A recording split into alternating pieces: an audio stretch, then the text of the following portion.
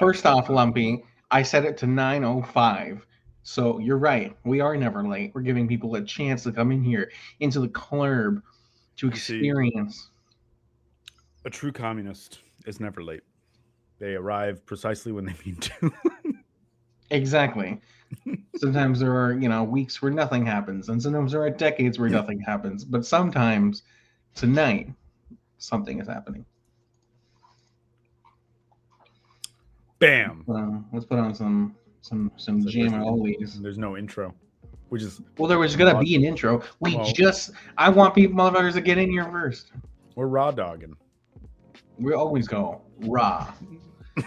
Speaking of raw, Raw dog revolution, Kollectiv after dark. so like raw dog revolution is crazy, bro. You can't be a true communist unless you're raw all the time. Whether it's raw medically or raw psychologically, no drugs, no substances. Speaking of no drugs, no substances, I haven't smoked weed in quite a while. That's cool. And now I'm like, oh, damn, they're going to ban it? Now we need to smoke all of it. Just find the plot. Oh, I don't think I can say that. I need to. Oh, well. Kollectiv taken down. For the silliest reason. Yeah, just find the knock, champ. You'll be all right.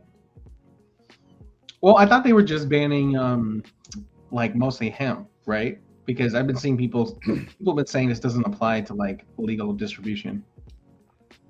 I've seen some mixed things, and I know there's a lot of bipartisan, like they're like, whoa, hold on, we're actually benefiting from the hemp sales. Maybe we don't do that, jerks. Well, I mean, yeah, a lot of people benefit from it. So. You think Mitch is toking it up? Not the way he's fallen. No. Okay, he gets all his money from the whiskey, so he's just plastered.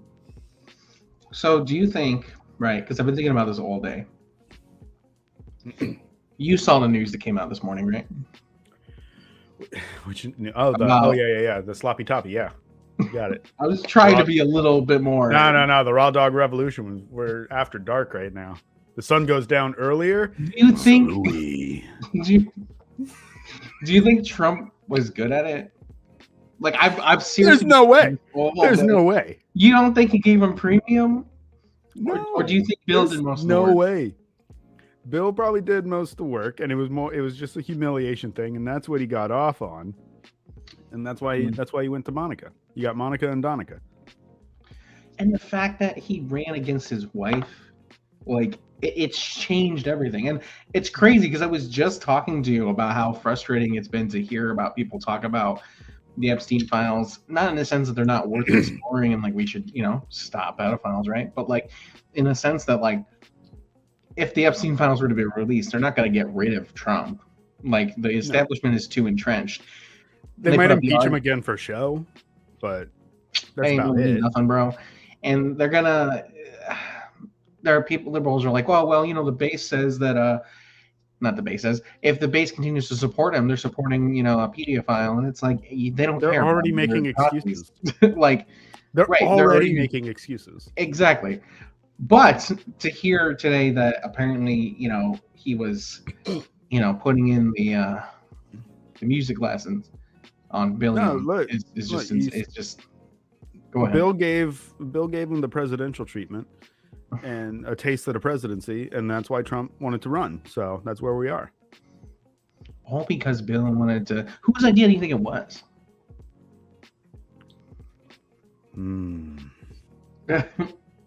I think okay, no. I think they're both just in this hotel room waiting to do the horrible shit.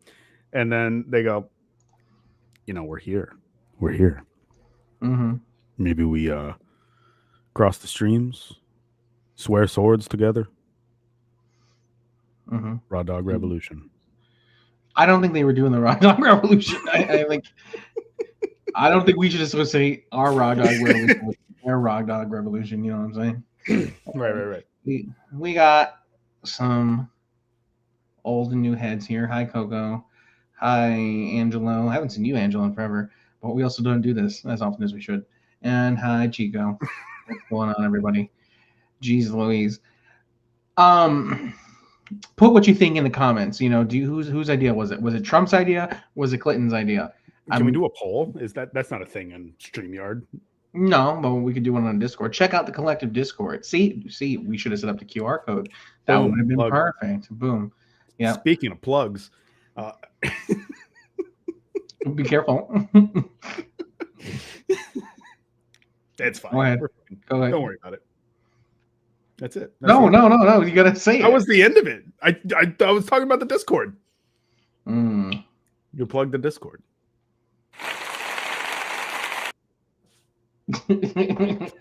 Anyway, welcome to the podcast. Welcome to the Kollectiv Podcast. This is I know I've made this comment before, but this show's become so ridiculous from our first days, and I love it. Who is more important, a king or a CEO? Obviously the king, bro. I preside over the CEO. Damn. That's your argument? Damn. Oh my God. Yeah. Who finances the king? The king is unemployed right now. Send me money on Cash App. This is how it starts. A clash of power. The CEO versus the king. This is the bourgeois revolution. Except communism. So I saw an interesting thing, right? Somebody on TikTok was talking about how supposedly they found out that the FBI have been leaking when ICE is going to do these major raids.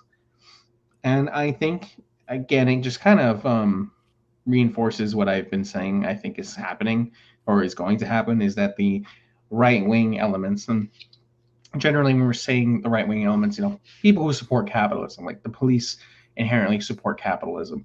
They're inherently right-wing, even if there are some, people in those organizations who think they're doing something good. They think they're doing good work in the FBI, and stuff like that. They're infighting.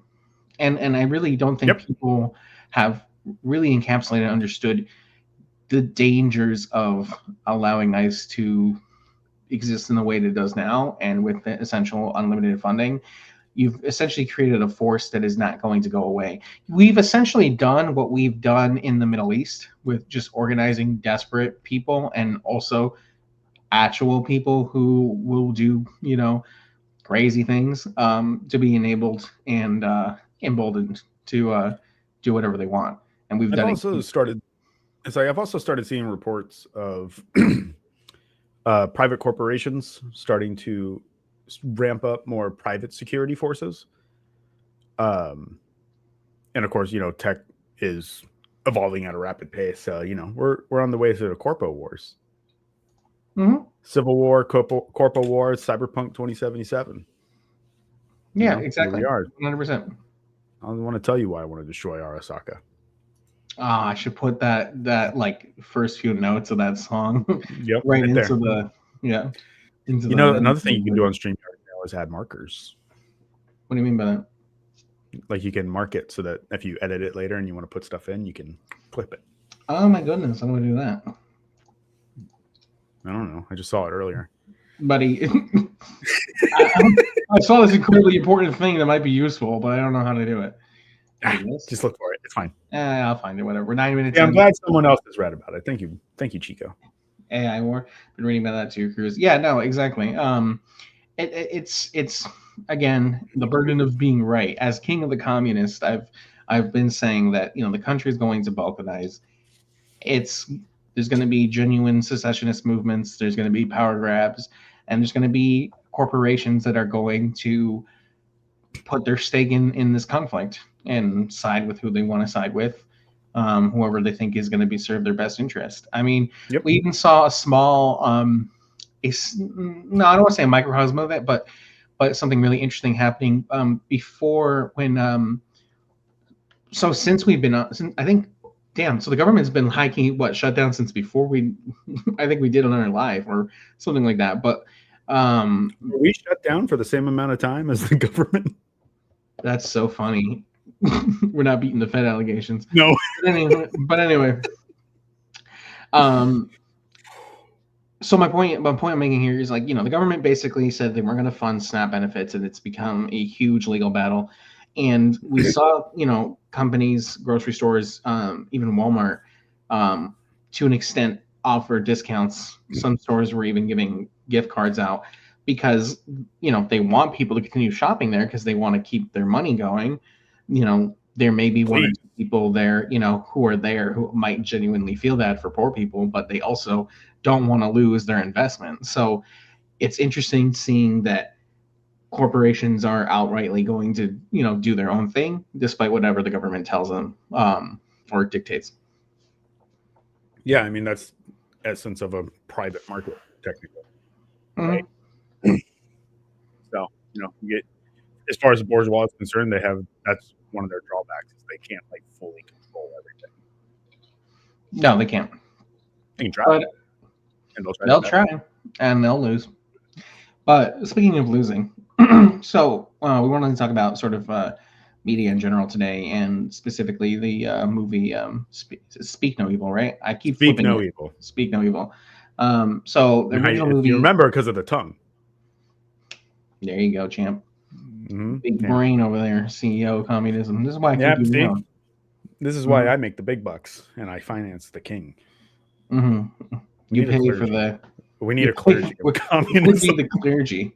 I think Cutie should be the clergy. Cutie's the clergy. I think it would be really ironic because he's an atheist. So, yeah, I think that would be good. We should do that.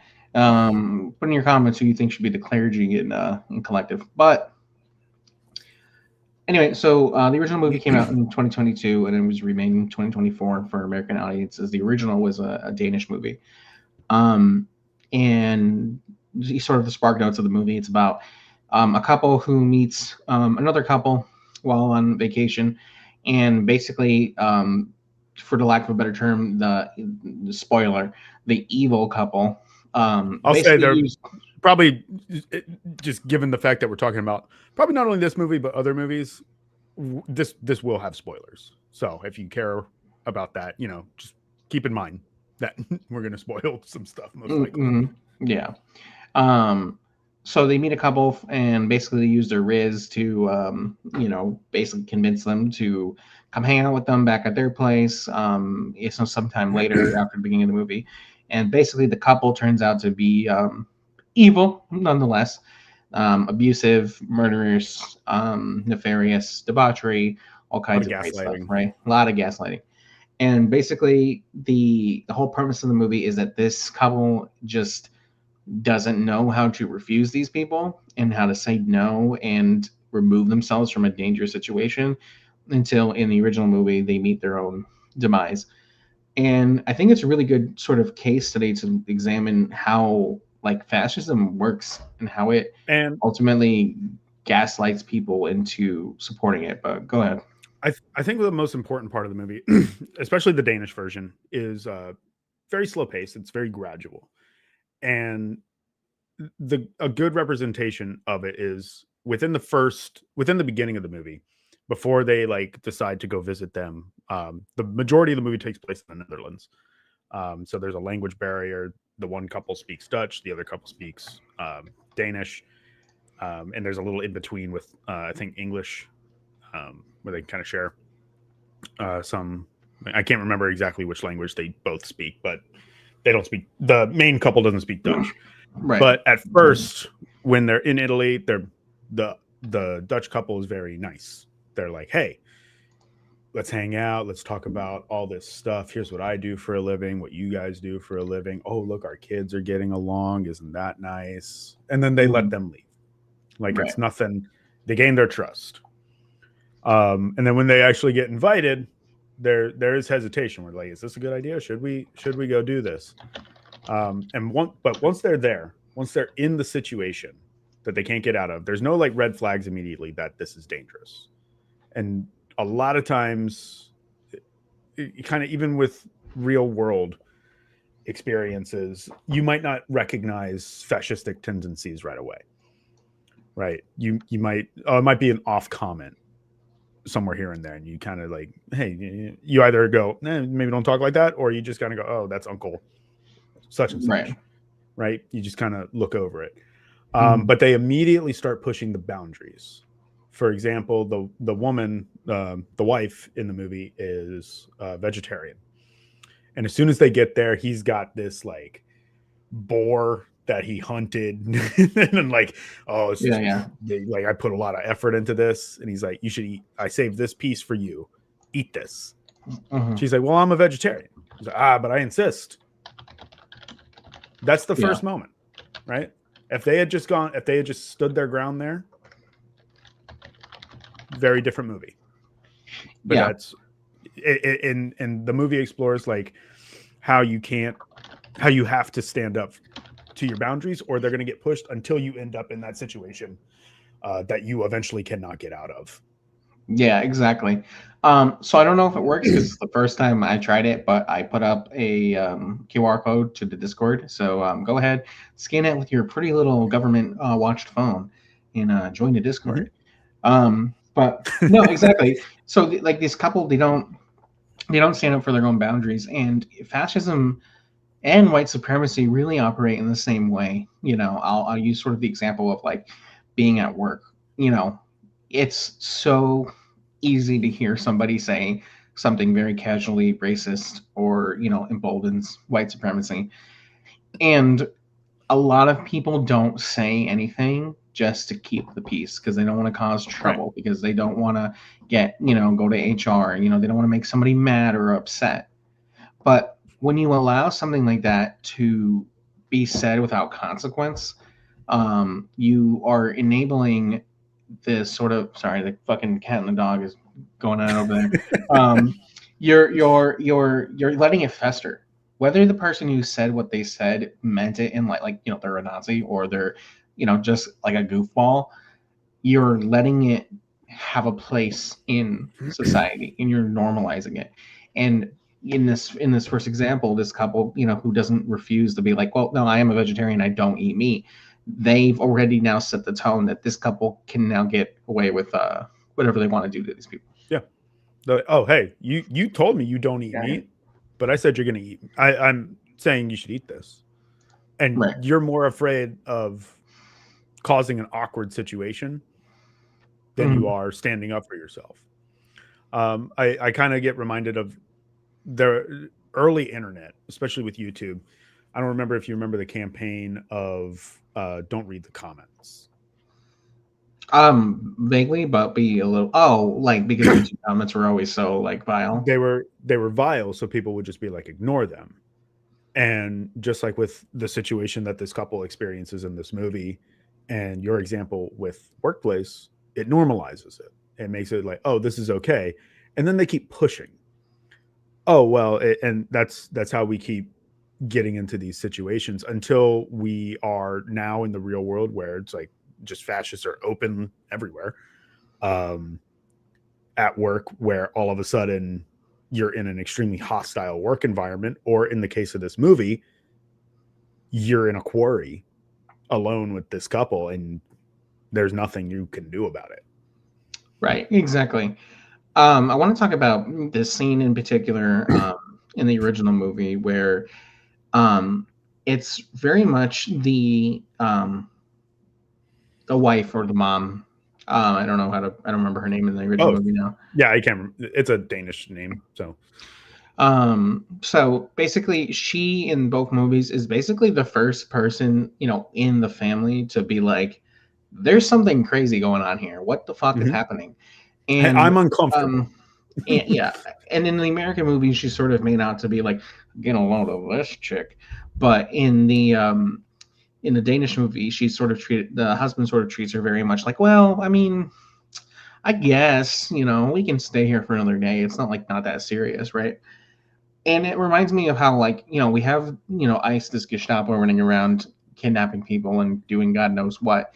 And I see consistently on TikTok, it's mostly women who are going after ICE, who are following them every day, who are organizing people to, in community defense, who are recording what they're doing, who are chasing them in their cars. I saw I saw one protest in particular. It was like 8 mothers that went and sat in front of like an ICE facility. They all got arrested, but it was, and some of the comments were just like, "Where are all the men? Like, where where are the men supporting this?" I mean, I see, I see it all the time. Where like, it would be like one ICE officer just beating the bricks off somebody, and like 5 civilian dudes just like 15 feet away, and they're all recording. And I'm like, guys, you can overpower the fuck out of this guy. Not that I would ever, not that we would ever advocate for such a thing, but no, of course, like, come on, like this guy's getting mollywopped, and you guys are just sitting there like, oh, like it's not, you're not helping, bro.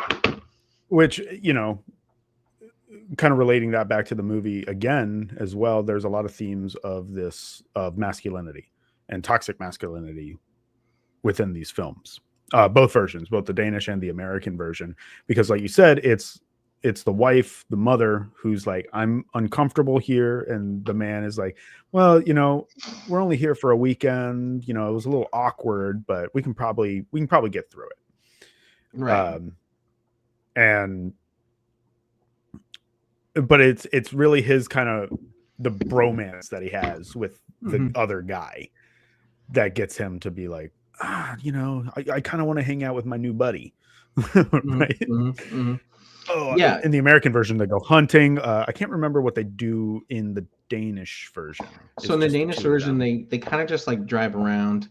They have a kind of like an awkward like apology, because basically what happens in Danish movies, they're playing music super loud in the car, and you know he doesn't like it or whatever, so he apologizes for it later. Oh right, okay. And then they go to like a beach or something, and they like just like scream, and they're like they yell. Tears, and then all the next scene they're taking a bath together, which is interesting. I just remember that, and I'll get to that in a second. But going back to the scene, right? Whoops. Going back to the scene, right? So the first thing that happens in a Danish movie is the woman is taking a shower, and the evil guy, he comes into the bathroom, he uses the toilet, he's brushing his teeth, taking excessively long to brush his teeth while she's in the shower, and he even walks right up to the curtain and just sort of stands there menacingly and then leaves. And she doesn't say anything. You know, you can see it on her face that she's very upset. She's like, I don't know. She's like, I don't know what to do right now. She goes back to the bedroom, and this seems really profound for me. And you could just see visibly on her face, she's like, something happened. And the husband is like, how was your shower? And she's like, it's fine. But you can see on her face that it's not fine. And he doesn't pick up on like the genuine distress on her face.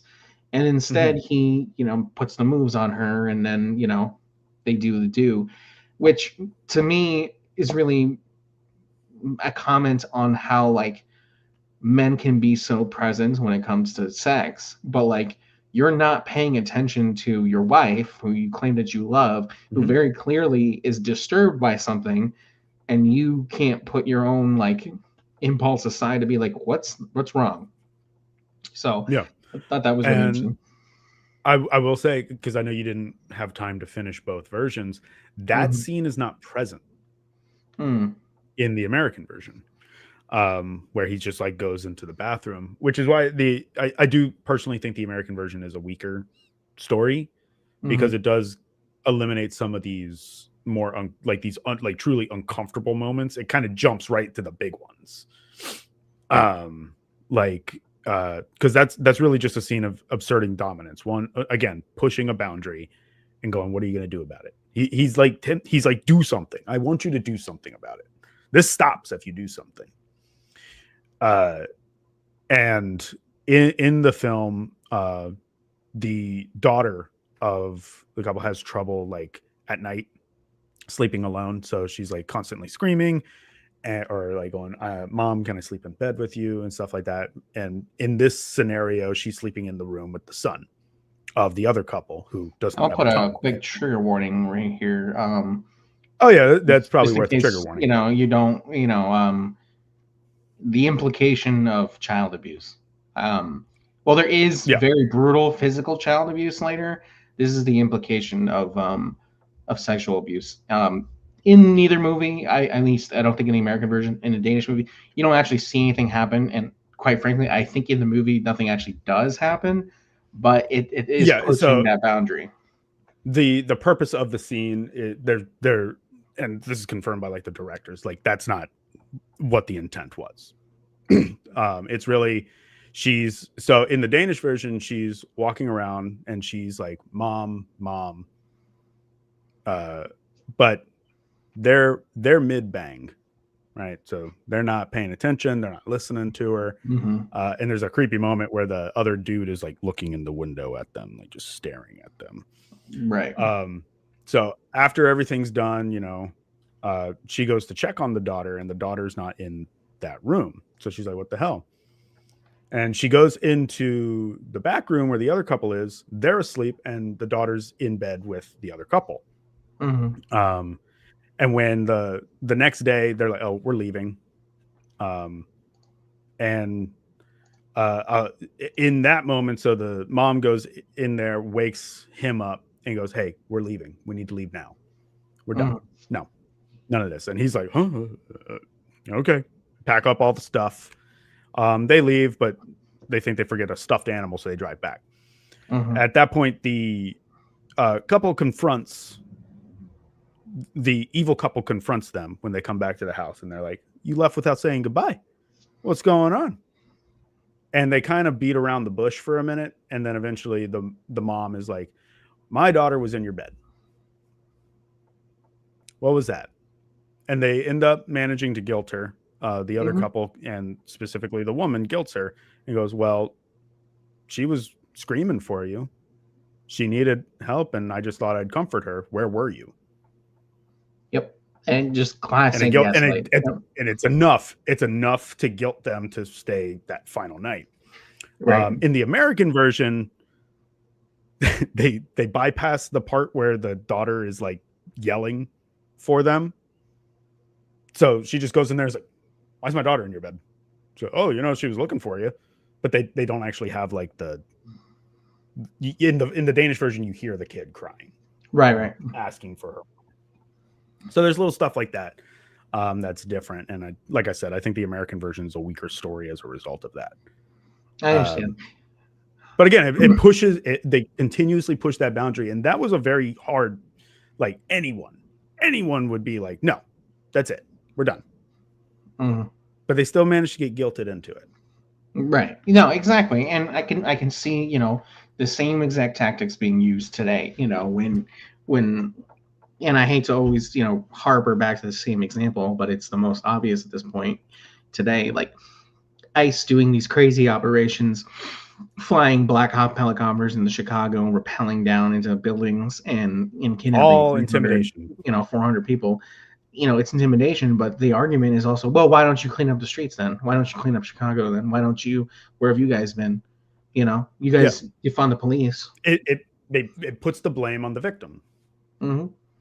Exactly. And it puts the blame on the victim too, where, speak from the Latino perspective, where there's a lot of Latino people who are joining ICE, who are being doxxed, who are being revealed to be working for ICE. And I can definitely see where the mentality is coming from, where a lot of these people are like probably terrified. And they're like, well, if I join them, and I help get rid of the bad guys, they won't get rid of me. And they may not have, come to that thought completely, but that's subconsciously what is happening. Yeah. Exactly. It's sort of this, it's a survival mechanism, right? You pull morals out of it for a second, and in that part of your brain that's like, how do I survive the situation I'm in right now? Whether it be that where it's like, oh, I'm going to join so I get rid of the bad ones and then I'll be okay. Or in the case of the movie, it's like, well, if I play nice and, I don't push I don't push back too much and make it as comfortable as possible, then we'll just go home at the end of the weekend. And there won't be anything more to think about. Right. Which, again, spoiler. Well, actually, half spoiler, because the Danish version, they don't go home. The American version, they do. Yeah. So ultimately, what happens in the Danish version is, um, the the evil family, they have a boy with them who, his tongue has been removed from their mouth. This is something that's happened prior before the movie begins, Yeah. and the evil couple basically explain it away by saying that he was born that way.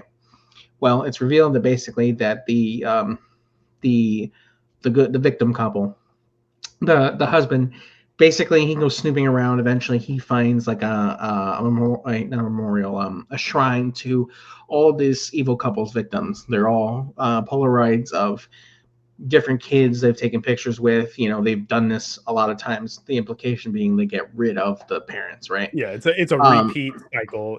This is their MO. right. So basically, they're like, we got a diddy bop, we gotta leave. They eventually get they leave. Their car runs out of gas. Basically, the evil couple catches up with them. They take the kid, their kid. They remove their tongue, and then they basically take the good couple out into a quarry and they stone them to death. Right, Yep. and And they I want to add real quick though, because in that moment they still give them a means to kind of push back too. Like they're still like push because this is how they get in their kicks, right? They're like, "What are you gonna do?"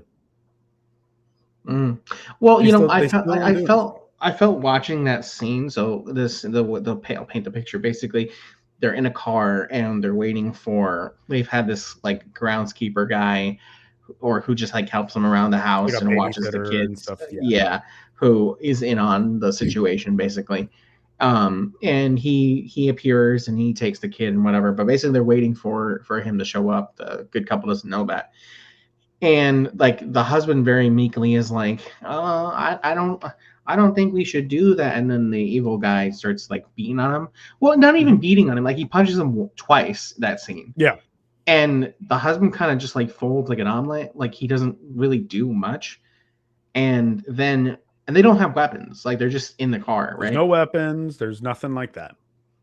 And you would think, so then, the babysitter guy comes, they take the kid away. They're like trying to choke out the mom while taking the kid away. They're actively harming the child at this point, and the husband gets punched again, and he kind of just like gives up. And I'm watching the scene, and Mhm. I'm like, neither one of these parents really like put in their all in this fight. They very much They were let like, it happen. they 100% let it happen, because you put yourself on that scenario. If you watch that scene, you have to accept very quickly, either you're going to die or you're going to save your kid. So like Yeah. you're going to do anything, You're going out anyway.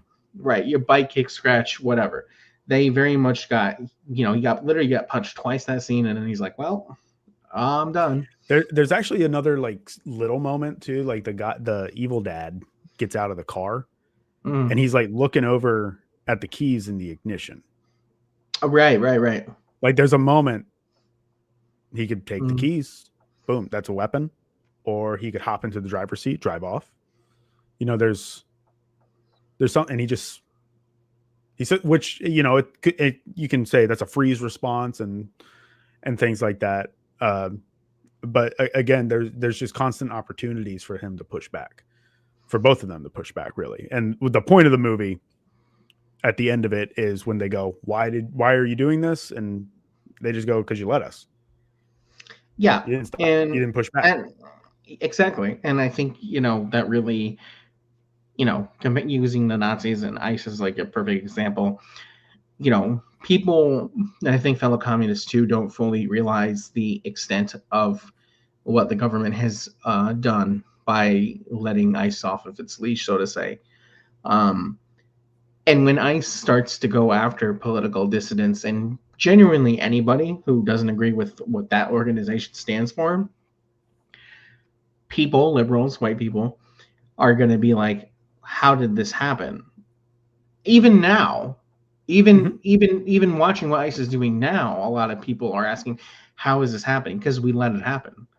Because I feel like I hear it at work personally, yeah, where they're just like, how are literally not my boss, but one of my coworkers said, it's like, I don't understand how it got this bad. How did it get this bad? Right. And I'll explain how it got this bad. And they go, well, we need to vote, we need to vote better. I'm like, we're beyond that, because the one party funded them. This party just let them off their leash. Like you said, it's a good analogy. And it's like, you just let it happen. It's not going to stop. Right. I saw a post on Facebook from fucking Occupy Democrats, and it was it's like some soldier looking guy with a gun pointing right at the camera, and it's like, is this normal for the police and federal agents to point guns at American citizens? Yes. Yeah. It's been very normal for decades. Where have you been? You've been asleep. Like, you just haven't been paying attention. And that's the thing, is when you don't stand up for people's rights who aren't you, you're setting the stage for it to happen to you. So in a completely selfish manner, even if you don't care about immigrants, you don't care about trans people, don't care about LGBTQ, which you really should, but let's say you just didn't, right? Your ignorance and your lackadaisiness is setting up the stage for these people to put the boot on your neck eventually, and that should concern you. First, they came for the communists. That whole poem. It still applies today. Yeah, exactly. And in this movie, they let this guy, this epitome of toxic masculinity, basically get away with whatever he wants. So rewinding, so there's a scene in the movie where they've already, now the couples have had several conflicts, and pretty major ones, awkward, but they're still just like hanging out. And they there's two little kids, and I don't know how many people here hang out with kids, but little kids love showing people stuff. So the kids are like, we want to show you a dance. So they put on some music and they're doing a little routine or whatever the fuck, and like, normally interacting with kids, they do half a cartwheel, and yay, you go along with it because that's what kids do, right? And you enjoy them, you enjoy what they're doing, whatever, that's just family dynamics. And they're not good dancers. They're not on rhythm as children are. And this kid, the male, he can't be more than 6. Yeah, I think in the movie he's 6 years old, and 6. I think he's about 6. Right. So in the movie, he's not on rhythm at all or whatever. And the evil guy, the evil husband, he's basically like getting like fucking furious at this kid for not, getting into his rhythm, basically, into the point where he throws a ceramic cup at him. And then the kid has a freeze response and he's just crying. And the husband finally breaks and he's like, what are you doing? Like, why are you talking to him like this? Why are you throwing things at him? He's just a child. And the implication in the movie is that, well, it's not an implication, they outrightly show it, but like, yep. basically in this couple will eliminate the child and replace him with another one. But if we were to look at this more in a metaphorical sense, what's happening is this child is being abused and being raised in a hyper-masculine environment where this kid is going to continue to do the same thing to their family. Yeah. And if you don't stop it, and if you don't stamp out fascism and white supremacy, it will continue to go on and on. This actually reminds me, I know I'm going on a tangent now, but it reminds me of we need all the tangents. We got into a TikTok debate like a week or 2 weeks ago. I know Comrade Ash is somewhere around here. So we basically got in a debate with some. I see Ash in the comments. Where basically the conversation got to the point where these liberals were challenging me and Ash and a few people, and they were like, so you think that getting rid of Nazism is like the solution, but don't they have the right to speak their freedom of speech like everybody else? And I'm very much not a proponent of freedom of speech. I'm like, no, you should not give them the space to do that, bro. That's crazy. And they're like, well, then you're just as bad. And 1, I'm not. 2, I don't care. 3, if you don't stamp out this poisonous ideology, this ideology that is quite literally killing the planet, it will continue to fester, continue to grow. Yep. And that's exactly what this movie is teaching you, that if you speak no evil, if you don't acknowledge that there's evil happening, it just happens again and again and again and again. And Wow, way to relate it back to the title of the movie. Great job. Ooh, that was good. But I was going to say, on a grander scale, right, and historical, I think about there is when the Nazis were moving into the Rhineland. There was a specific order given where it was, hey, move in there, but if the French military approaches or pushes back at all, back off, pull back. You can pull that up. The French didn't do anything. Right, and it's one of those things that emboldens it. Or there's the famous, the Chamberlain policy of appeasement, right? Like, oh, Hitler moved into Czechoslovakia. Well, that's fine. Just let him have it. Just let him have those pieces. It's fine. And eventually it escalates to a point where in the European theater, it's moving into Poland when they're like, all right, now it's too far. But there was all these opportunities to push back and stop that advance. So that's on like a grand World War scale. You get the scale we have here with ICE currently, and then you have smaller instances like in this movie where you push back. You have to push back. Yeah.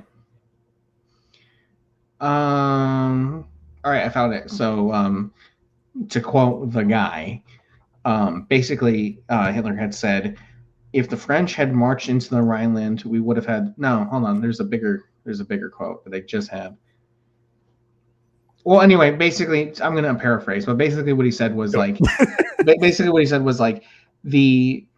the first 48 hours of marching into the Rhineland were the most nerve-wracking moments of my life, because if the French had put up even a modest resistance, we would have had to turn around with our tails between our legs. And basically, Buddy is saying, I called a bluff. The army was not equipped. We did not have the resources. We did not have the economy to do conquest. So if the French or anybody basically was like, hey, let's stop the Nazis, they would have crushed them. Joseph Stalin had tried to make a peacetime alliance with the Allies before the Molotov-Ribbentrop Pact, and everyone said no. Yeah. During World War II, during the actual conflict, Joseph Stalin asked multiple times, open a second front, open a second front, open a second front in Europe, and we will end the war within a year. They just didn't do it. They just didn't do it. So, that brings us sort of on the what's the word I'm looking for? The precipice of where we're at now. Somebody the other day took some shots at some ICE agents, and while I would never tell anyone to do that or advocate or support that,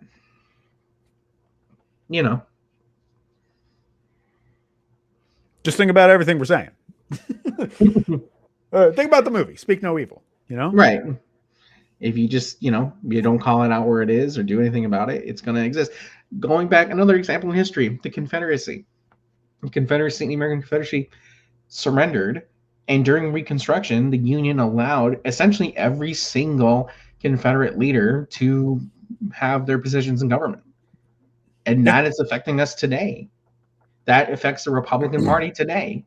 How they redistrict, how they abuse, how they segregate minorities. That was only a handful of years ago. 150 years ago? 3 grandmas ago? Yeah. Like, that's not that long, bro.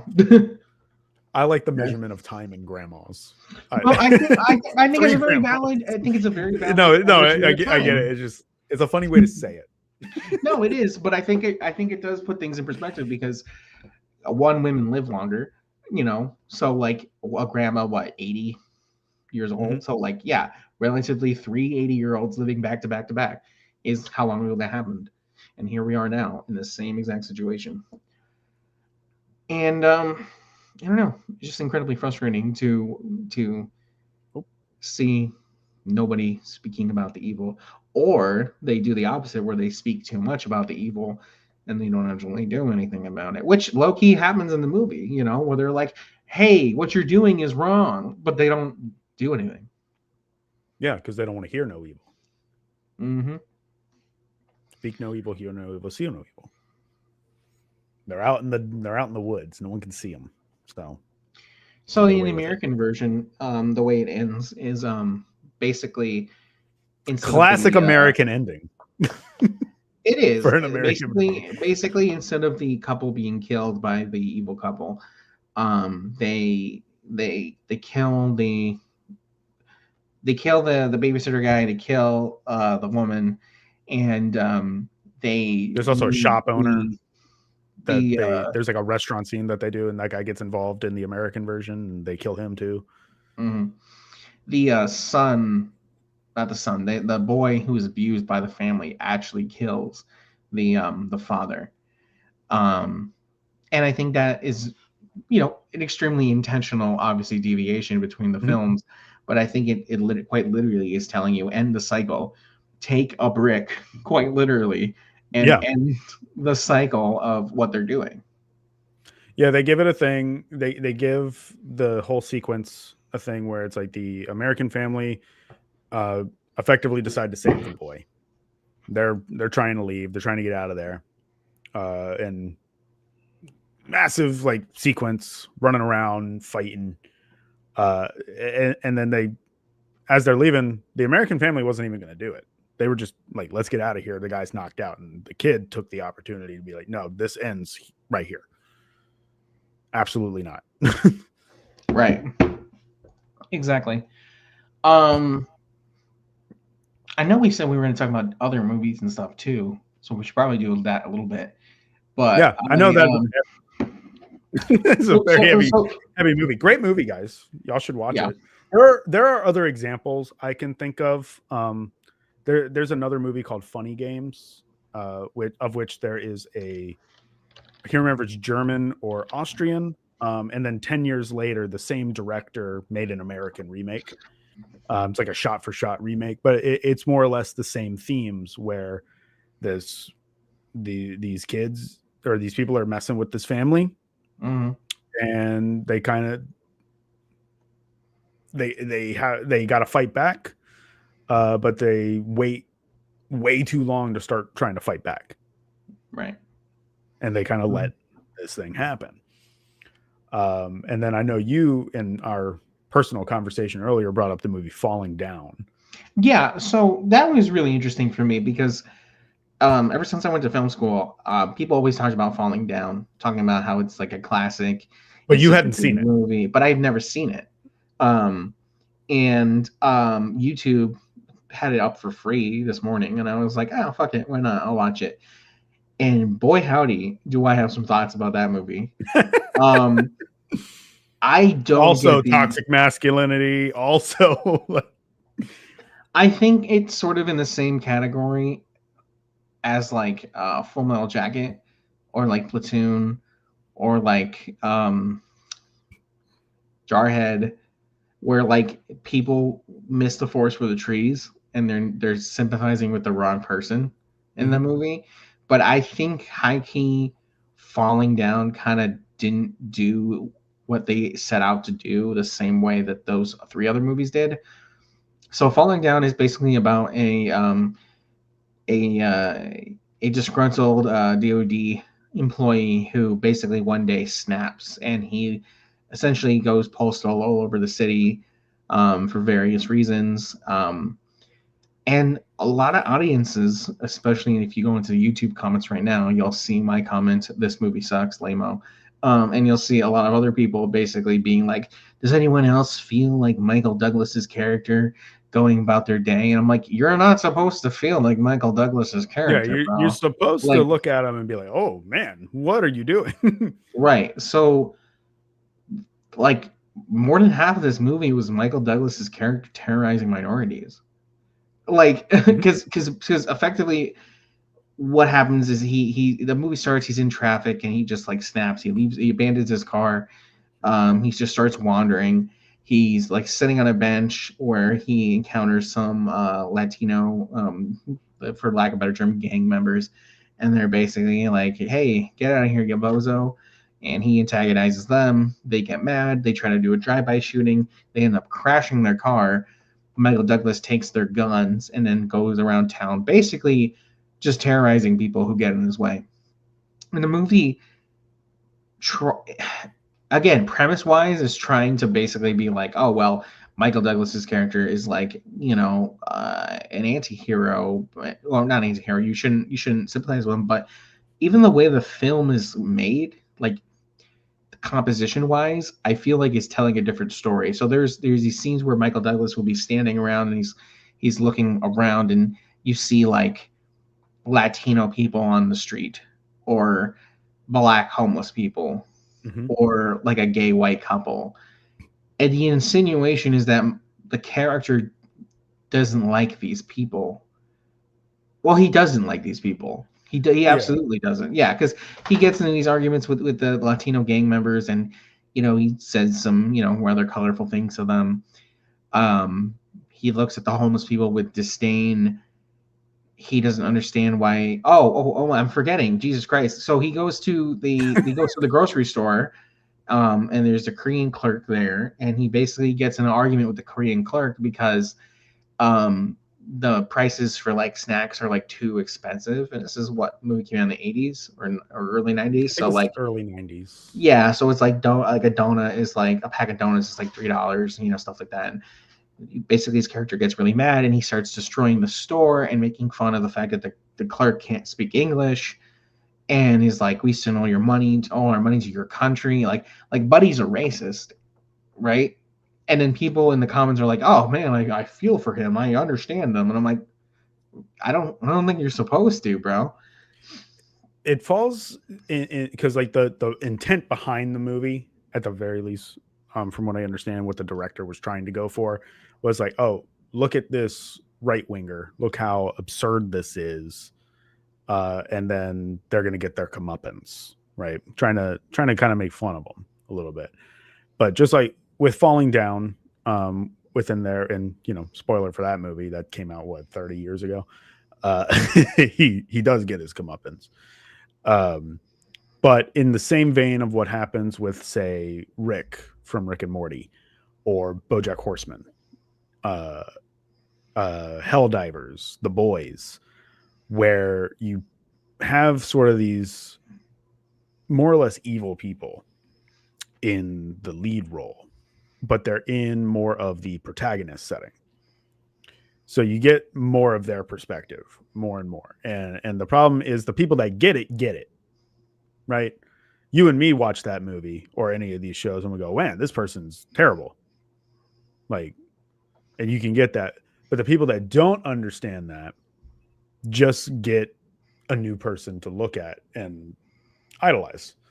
They look at Rick Sanchez in Rick and Morty and they go, man, I wish I was that smart. That's amazing.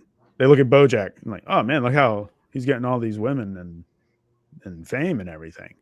In The Boys, for Homelander, for the 4th season, they had to straight up be like, he is a Nazi. Stop. Like, stop worshiping him. Or in Falling Down, when they're going, oh, I can kind of feel that they're not looking at all the racist parts. I mean, they are, but they're not. They're looking at the, disgruntled worker. I relate to that. This person's in the protagonist role, therefore, good. I sympathize with that. And when you try to satirize like that, you end up missing the mark. Because the people that really need it satirized and spelled out for them aren't listening.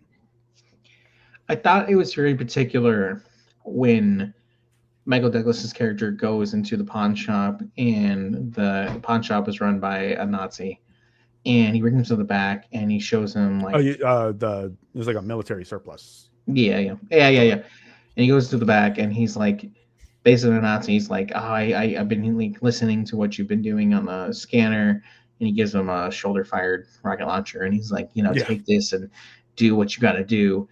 And in the whole scene, I mean, it's very obvious. There's Nazi uniforms, there's Nazi paraphernalia, books. It's spelled out. And Michael Douglas, basically is like, you're sick, and then like goes to leave, and then he, the Nazi basically attacks him. Michael Douglas kills him. But he didn't do that until after he was attacked. And like Michael Douglas's Right. character attacked a lot of random people in that movie, or destroyed property, or tried to intimidate them. But he didn't try to do that to this guy at all. So like He's gonna let him go. for me as like a cinema, like from a movie perspective, it's signaling to me that the people who made this movie, whether intentionally or not, are giving sympathy to the Nazi, because Yeah. they're like, well, I'm just gonna leave, champ. You're weird. But he gave him a used canister of Zyklon B. Like, this guy is like the worst of the worst. Michael Douglas has all these guns, and he doesn't, until he's attacked, doesn't do anything about it. When previously he holds up a fucking burger restaurant because they didn't give him breakfast, because he's being a Karen about it, and is like, well, I want breakfast now. And they're not doing it now, homie. And he shoots up the place. Like, Yeah. what the fuck? I'm like, I'm And it's supposed to feel horrific bad to for this see guy? how many. Yeah, it's horrific to see how many of comments on that movie are like, "Oh man, I what a would great love to be guy." like him. You're can't say things, I'll get canceled on TikTok. But I don't know. It's just bizarre. I mean, it's the same thing even earlier today. Somebody on Facebook had the Imperium, the Emperor from Warhammer, as their profile picture, and they were saying something racist. And I commented, I'm like, the Imperium of Man are the bad guys in Warhammer 40K, right? Like, through and through. Yeah. Like, you're the joke, bro. Yeah. I don't know. You look at, there's a countless examples: Starship Troopers, Hell Divers, Mm-hmm. where it's like the humans are the bad guys. Even Halo, that's a great example too. Like, the humans are fighting the aliens, right? Because they have to, but the Master Chief only exists because the government made super soldiers to fight rebels who didn't want to be part of the Earth government anymore, and they stole children to do that. Like, I don't know. You're right. A lot of people don't have the media literacy for all that. And that's why you can't do protagonist roles for stuff like that. And we're getting towards the end here, but the ultimate goal is just like what needed to happen in Speak No Evil is you have to speak the evil. You have to speak up and you have to resist it. Because it will, if you let it, it will do what it does. Yep. And until eventually you don't exist. They'll stone you to death in a quarry. Yep. And when you're like, damn, how did we let this happen? Because you did. Because you did. Because you did let it. But anyway, that's a really fun note to wrap it up on, But Angry, not you coming in at the end, bro. Lumpy was making fun of us for starting late. Mm-hmm. And then there's Angry coming in at the last minute. Blow their spot out. Everybody join the Discord so you can make fun of Angry. Yeah, you see how the picture is Crow of Judgment? Mm-hmm. Appropriate. Yes. Oh, goodness gracious. Working. Buddy pulled the proletariat card. Look at this guy. Proletariat. We're CEO and king, okay, of communism. Right, exactly. King of communism. I look down on all the workers. Clip that. Anyway, join the Discord. Thanks for listening to our Yap session. A lot of you guys stayed for the whole time. Good for you. I'm glad y'all seem to enjoy it. Yeah. I know it got a little heavy there, but comment more. Yeah. Also, go watch these movies. Well, maybe not Falling Down. The original Danish Speak No Evil is on Tubi, so it's free. Yeah, it is on Tubi. If you have Shudder, it's on Shudder. I can't remember where the other one is, where the American one is. I think it might be Prime or something. Prime, but I was gonna say I have a bunch of subscriptions on Prime, and I was like, oh no, they're gonna cancel me. Amazon. You got what do you subscribe to on Prime?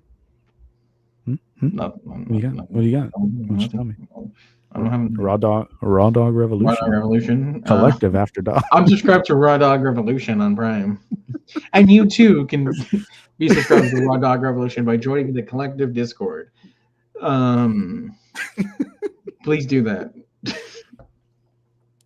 Watch the movie. They're good. They're Yeah, good, and they deserve.